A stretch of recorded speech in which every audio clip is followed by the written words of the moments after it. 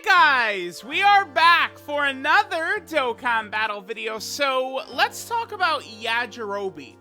So Yajirobe is seemingly very busted. I mean, you could look at his details and you could see how busted he is. One thing I do want to point out here that I really like about him is his HP. This is insane. His HP is really high. I feel like now they're at the point where it's like, okay, you know, million damage bosses, right? Like, if we're running teams that are not just full of LRs, like, we're not running a team with 750k HP, right? Like, them giving newer characters big HP pools like this, I think is really good and really smart and something they need to keep doing. So let's go over what Yajirobe does. This is going to be, I think, like, kind of like a must-include character. On a lot of different setups you potentially could run. So Yajirobe, right, from his super attack effect, he's massively raising defense for 1 turn, and then he does supreme damage and he seals. Massively, of course, is a 100% defensive buff. Passive-wise, so he gets 3 key, 150% attack and defense. He's supporting, all allies are getting 1 key, 30% attack and defense. Yajirobe himself does not get that portion. Then he gets 120% defense, and all allies other than Yajirobe get 1 key and 20% attack and defense for 3 turns when he collects key spheres as a 3rd attacker in a turn. So, if Yajirobe's floating on any given rotation, he's giving 2 key and 50% attack and defensive support. That is monstrous. And then 1 of the key and then 20% attack and defense, that lasts for 3 turns. So Yajirobe is supporting multiple rotations after he leaves, which is just stunningly good. This means Yajirobe has a huge impact on the fight, even when he's not there on turns. Him giving key to several upcoming rotations is ridiculous. I feel like that's going to be so strong, right? Then he gets 150% attack and a 70% chance to crit when supering as a 3rd attacker in a turn. And then he gets a 70% chance to dodge after he gets hit as the 3rd attacker in a turn. And then he does survive KO attacks once per turn. So if we would die from an attack, he would be left with 1 HP. And then he recovers 10% HP at the end of the turn, right? So let's just, like, sort of, like, think about how this might work, right? So Yajirobe in slot 3, he's going to get a huge amount of extra defense from, like, what we see right here, right? Like, he's going to get the 120% defense, the extra 20% support, and the 100% from his super attack effect when he actually shoots off that super attack in slot 3, right? So we want to keep that in mind. So he's going to get a huge amount of extra defense, right? Then he doesn't dodge at first. He has to eat the first hit, right? But the thing is, let's say the first attack is a Cell Max super attack. We eat it, we live, and then Yajirobe gets a 70% chance to dodge. So it's like, so often, think of how many times you might have done a run, right? And it's like, you know, UI Goku in the OG Legendary Goku event, one of the Gods of Destruction, some Super Battle Royale boss, supers you, you know, your weak unit in slot 3. Well, Yajirobe, it's going to be incredibly difficult. Like, to kill him, like, is that really almost possible right now, I would say. Because it's like, I don't know. The only way this guy would die is if, like, so, like, maybe, like, Cell Max attacks, like, with a normal, right? And then he supers afterwards, Yajirobe eats it, and then Cell Max just keeps attacking, like, until he does another, like, the chances that you die with this guy are so small, because he needs to eat a super attack, because no normal attack from any boss, I think, is going to kill him. In Omega, probably not. Like 1 normal is probably not going to kill him. So he needs to eat a super attack in slot 3. Then he needs to take another hit after that in order to die, which is just crazy. And then we're not even done. He has an active skill. This is maybe the best active skill in the game, honestly. So you could do this after 5 turns have passed. If there's another warrior raised on Earth category ally, and your HP is below 40%, you can use a Senzu, and you full heal and heal all status effects. Any attack down, defensive down, cell maxes lock, seals, anything like that. Yajirobe will heal that, which is just crazy. It's crazy. Like, the more I've thought about it, the more this guy really, like, not only is Yajirobe, he probably is the best banner unit, right? Is he better than Piccolo, better than Android 8? Very possible.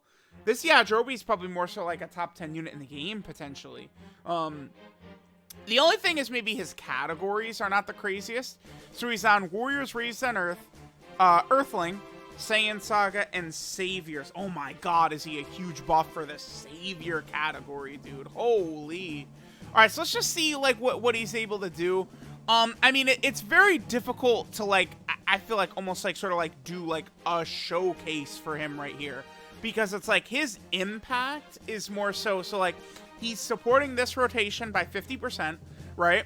You know, he'll do damage. We'll see how much damage he's going to do. It's probably not going to be the craziest amount, but we'll see what he's able to do.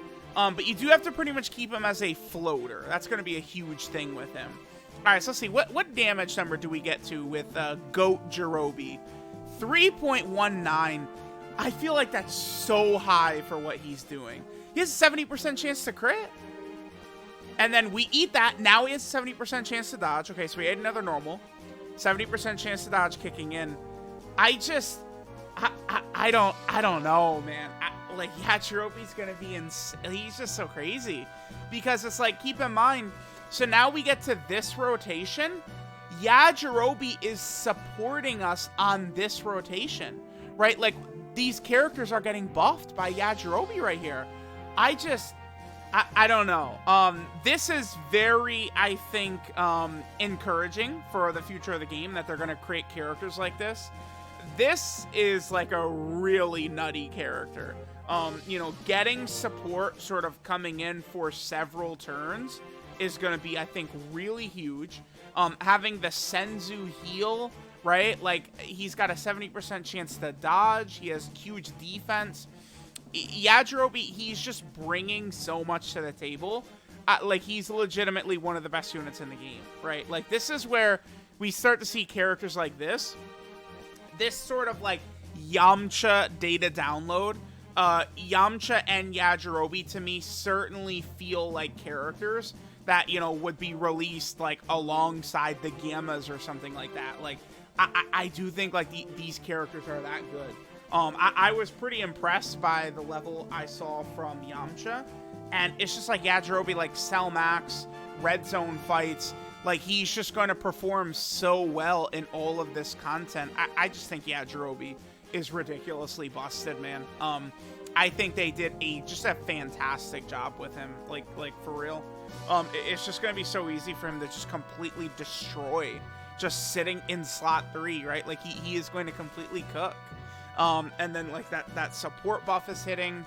I don't know, man. I like, this is just very encouraging. What is his link set? Let's see. So Yajirobe's link set right here. He has Flee, Coward, Infighter, Tough as Nails, Solid Support, More Than Meets the Eye, and Fierce Battle. I'm just curious. Let me just take a quick glance at Tough as Nails again. Is there a character? So, I mean, the problem is that, like, Android 8, right, is, like, on none of these categories. Android 8 is not a warrior raised on Earth category character, right? Oh, I guess LR Goku and Piccolo, you certainly could get Tough as Nails activated with. Yeah, LR Goku and Piccolo is certainly going to look, I think, a lot better as a character, like, with Yamcha and this Yajirobe floating around. It's such a bummer. Imagine if freaking, like, Nappa and Raditz run the level of, like, this Yajirobe and Yamcha. It would be sickening. It would be so big, right, to be able to have that. I'm just gonna get one more attack stat.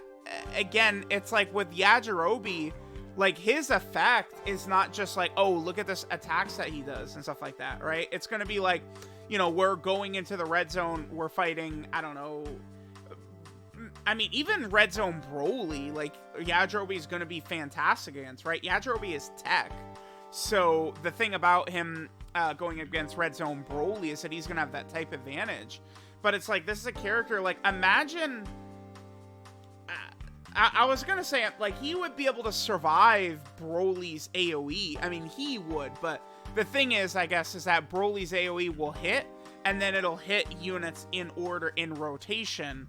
And then, like, if that character, like, if you die on, like, the first character getting hit, I guess, like, the game over does pop up right there. But, Yajirobe's gonna be crazy, man.